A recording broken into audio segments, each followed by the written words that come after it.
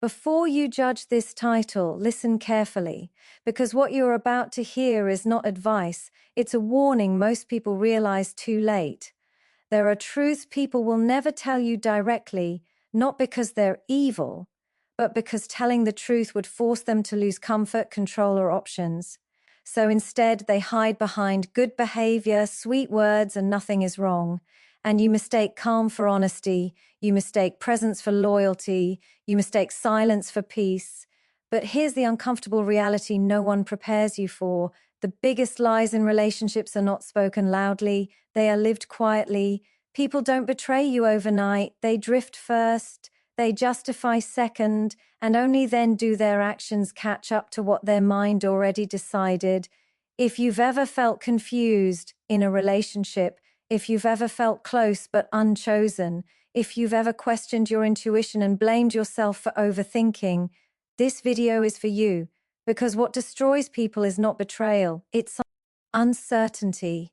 It's not knowing where you stand while giving everything you have. Tonight, conversations, unguarded moments, relaxed laughter, these are not accidents, they are windows, and most people look away from those windows because they're afraid of what they might see. What I'm about to share is not about catching someone, it's about finally seeing clearly, about understanding the difference between love and attachment, between desire and tolerance, between words and patterns. By the end of this video, you won't feel emotional. You'll feel awake. And once you see the truth clearly, you'll never be able to unsee it. So don't watch this casually, watch it honestly, because clarity doesn't ruin relationships. It reveals which ones were real to begin with. Most people think lying is something you do. In reality, lying is something you maintain, and maintaining anything requires energy. Human beings are constantly regulating how they are perceived. We adjust our tone, our stories, our reactions, even our silences, based on what we think will keep us accepted, admired, or safe. This isn't manipulation in the dramatic sense. It's social survival, but it does mean that what you see in controlled moments is rarely the full picture. Truth doesn't usually arrive with a dramatic confession. It leaks. It slips out when the mind is tired of managing itself. When emotional defenses are lowered, people stop editing. They don't suddenly become honest saints. They simply become less capable of holding the mask in place. That's why you learn more about someone in unguarded moments than in serious conversations. In serious conversations, people prepare. They choose the correct answer. They respond to what should be said, not what is true. But when the guard is down, the performance cracks. You hear inconsistencies, you notice emotional reflexes, you see what comes out without intention. And that is the most important distinction. Truth is not always intentional. Psychologically speaking, the unconscious reveals itself through patterns, not statements. A person may say they value honesty, loyalty, or commitment, but what they default to emotionally tells you what they actually value. Notice how someone talks about people who are close to them. Notice what they joke about. Notice what they dismiss quickly and what they linger on. These are not random details. They are fingerprints of character. When defenses are relaxed, people don't suddenly invent a new personality. They revert to their most practiced one. That's why you should never chase dramatic truths. You're not an interrogator. You're an observer. Strong awareness is quieter than suspicion. Instead of asking questions to catch someone, you ask to understand them. And the difference between those two intentions changes everything you hear. When someone feels they are being tested, they perform better. When someone feels they are being understood, they relax. And relaxation reveals far more than pressure ever will. Philosophically, this matters because intimacy is not about access to someone's body or time. It's about access to their inner logic, how they justify themselves, how they explain their choices, how they rationalize their contradictions. A person can tell you the truth as they see it and still be lying to themselves. That's why tone, timing, and emotional context matter more than the words themselves. Pay attention to emotional spikes, what makes them defensive, what makes them nostalgic, what makes them dismissive. These reactions are not accidents. They are signals. Most people ignore these signals because they're inconvenient. They disrupt the story they want to believe, and so they wait for certainty, clarity, or proof. But clarity rarely comes as proof. It comes as accumulation, small moments, offhand comments, reactions that don't match the situation. Truth is cumulative, and the mask slips not once, but repeatedly if you're paying attention. This is where maturity enters the picture. Emotionally mature people don't panic when they see the mask slip. They don't confront immediately. They don't dramatize. They take note, because information is power only when you know how to hold it. The mistake most people make is reacting too quickly to partial truths. They expose what they know before they fully understand it. And once you do that, the mask comes back stronger, smarter, more polished. If you truly want to know someone, you don't rush the revelation. You allow consistency to reveal itself. And here is the uncomfortable part. If you constantly need reassurance, explanations, or dramatic honesty, it's often because you're ignoring the quiet truth that's already there.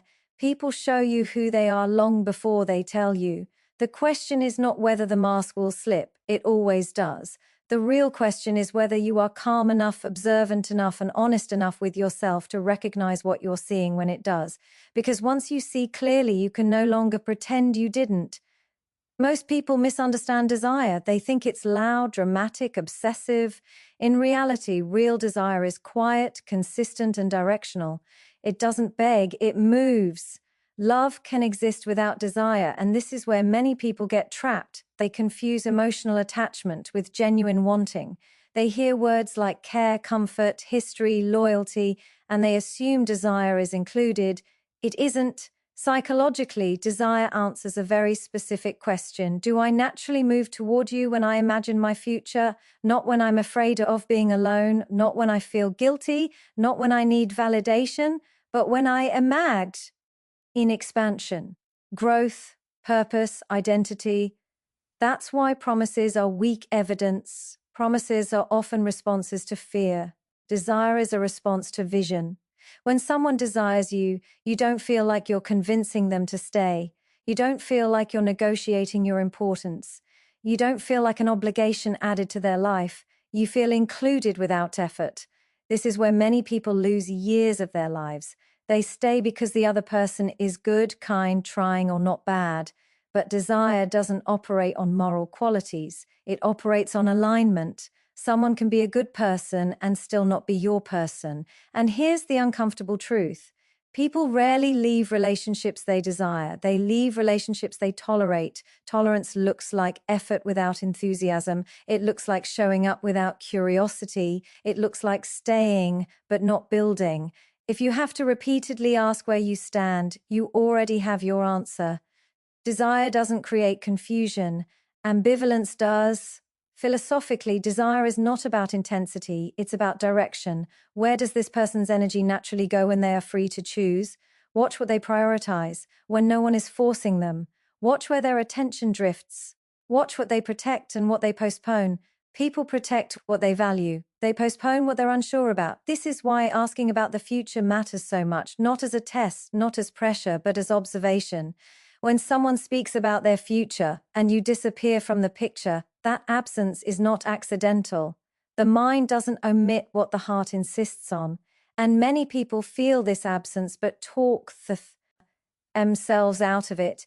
They say, it's too early. They're just scared. They show love differently. Sometimes that's true, but very often it's avoidance wearing empathy as a disguise. Desire creates clarity, even when timing is imperfect. Fear creates delay without direction. There's also a deeper layer here that most people don't want to confront. Some people love the way you make them feel, but they don't desire the life that comes with you.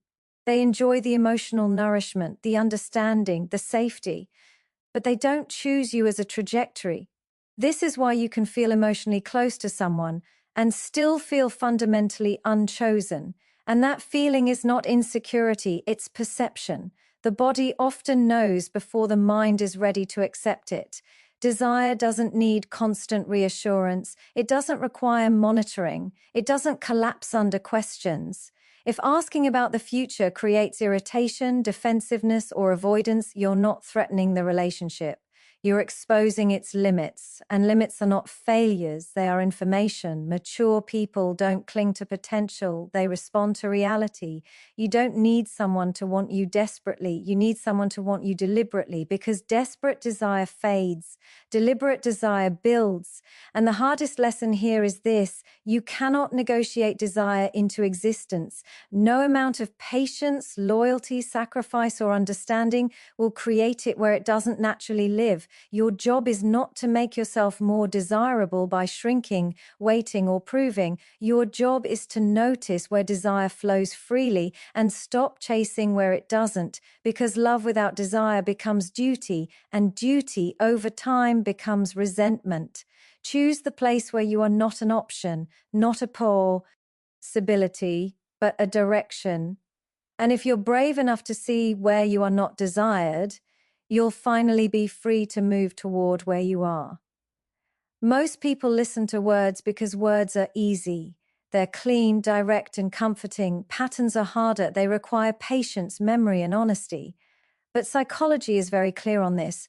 Behavior that repeats is not an accident. It is a strategy. People don't wake up one day and suddenly betray, withdraw, or detach. They rehearse those behaviors long before the consequences arrive. That rehearsal is called a pattern. Words are what people intend to do. Patterns are what they default to when intention runs out. This is why listening alone is dangerous. Anyone can speak from aspiration. Very few people act consistently from character. When someone tells you who they are, you're hearing their self-image. When someone shows you who they are, you're seeing their operating system. And the operating system always wins. Pay attention to how a person behaves when they're uncomfortable. Not when things are good, not when they're being praised or reassured, but when they're challenged, disappointed, or emotionally exposed. That's where patterns live. Some people shut down, some people deflect, some people attack, some people disappear. These reactions are not reactions to you, they are rehearsed responses to stress. And here's the mistake most people make. They personalize patterns instead of recognizing them. They think, if I explain better, they'll change. If I'm more patient, they'll open up. If I love harder, they'll feel safer. But patterns don't respond to effort. They respond to awareness and accountability. If someone avoids difficult conversations every time discomfort appears, that is not bad timing. That is a relational habit. If someone seeks external validation whenever they feel insecure, that is not curiosity. That is a coping mechanism. If someone becomes defensive instead of reflective, that is not passion. That is fragility. Patterns are neutral until you ignore them. Ignored patterns become problems. Philosophically, this is where responsibility enters relationships. Not responsibility for fixing another person, but responsibility for interpreting reality accurately. Love does not require blindness. In fact, mature love demands clarity. You can have empathy for why someone behaves a certain way without volunteering to suffer because of it. Understanding is not the same as tolerance. Many people confuse compassion with endurance. They think staying through repeated harm makes them loving. It doesn't. It makes them unavailable to healthier dynamics. Patterns tell you what someone will do. Again, not because they're malicious, but because repetition is the mind's preference. The brain conserves energy by repeating what it knows. Change requires discomfort, effort, and self-awareness, and not everyone is willing to pay that price. This is why apologies without behavioral change are meaningless. They soothe the moment, not the future. A real apology alters a pattern. Anything else is emotional noise. Watch how someone handles accountability. Do they reflect or do they explain? Do they adjust or do they justify? Explanation protects the ego. Adjustment protects the relationship. If every conflict ends the same way, with the same resolution, and the same issue returning in a different form, you're not dealing with a misunderstanding, you're dealing with a pattern. And patterns do not disappear because you believe in someone's potential. Potential is theoretical, patterns are empirical. This doesn't mean people can't change, they can, but change is visible long before it is announced. Changed people move differently, they pause differently, they respond differently. They don't just say they're aware, they behave as if they are. Here's the uncomfortable truth most people avoid. If you stay after recognizing a destructive pattern, you are consenting to its continuation, not morally, psychologically, because what you tolerate teaches others how to treat you. This is not about blame, it's about choice. You are always choosing, even when you think you're just being patient. Maturity is realizing that love does not mean waiting for someone to become who they are not showing you they are ready to be. It means responding to what is real, not what is promised. Patterns don't predict because they're cruel. They predict because they're honest. And once you learn to read patterns, you stop being confused by words. You stop arguing with reality, because the most powerful decision you can make is not based on what someone says they will do, but on what they have already shown you they do. Clarity is often misunderstood as harshness. People hear the word clarity and imagine confrontation, ultimatums, or emotional coldness, but psychologically, clarity is not aggressive. Avoidance is. Avoidance delays pain, but it multiplies it. It concentrates it and then releases it. Most people don't avoid clarity because they're kind. They avoid it because they're afraid of losing connection, afraid of being seen as difficult, afraid of discovering an answer they can't unsee. So they stay vague, they soften questions, they swallow doubts. They hope time will solve what courage hasn't addressed, but time doesn't resolve uncertainty, it cements it. Clarity requires emotional strength because it removes illusion. An illusion, while comforting, is expensive. It costs you energy, intuition, and eventually self-respect. Psychologically, the mind is always seeking coherence. When your lived experience doesn't match the story you're telling yourself, tension builds. That tension shows up as anxiety, overthinking, irritability, and emotional fatigue. You're not confused because you don't know. You're confused because you know something you're not acting on. This is why clarity feels threatening. It forces alignment between awareness and action, and alignment demands responsibility. Clarity is not about interrogating someone. It's about asking questions you're prepared to accept the answers to. Many people ask half questions. They seek reassurance, not truth. They want comfort, not information. But reassurance soothes insecurity. It doesn't resolve misalignment. Real clarity comes from asking open questions and staying present long enough to hear the full answer, not just the parts you like. Notice how people react to clarity. Some relax, some become defensive, some attempt to confuse the conversation. Those reactions are not about you being intense. They're about the other person losing control over the narrative.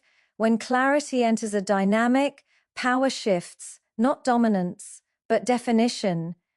Vagueness benefits the person who wants flexibility without accountability. Clarity benefits the person who wants truth, even if it costs them comfort. This is why clarity feels risky. It removes ambiguity as a hiding place. Philosophically, clarity is an act of respect. You respect yourself enough not to live in uncertainty, and you respect the other person enough to meet them honestly, not strategically. Silence is not always peace. Often it's postponement, and postponement has consequences. When you delay clarity, resentment quietly replaces curiosity. You stop asking with openness and start asking with accusation. That's when conversations turn toxic, not because truth was asked, but because it was delayed too long. Clarity early feels uncomfortable. Clarity late feels explosive, emotionally mature. People understand this. They don't wait for a crisis to demand understanding. They normalize directness. They don't dramatize clarity. They integrate it.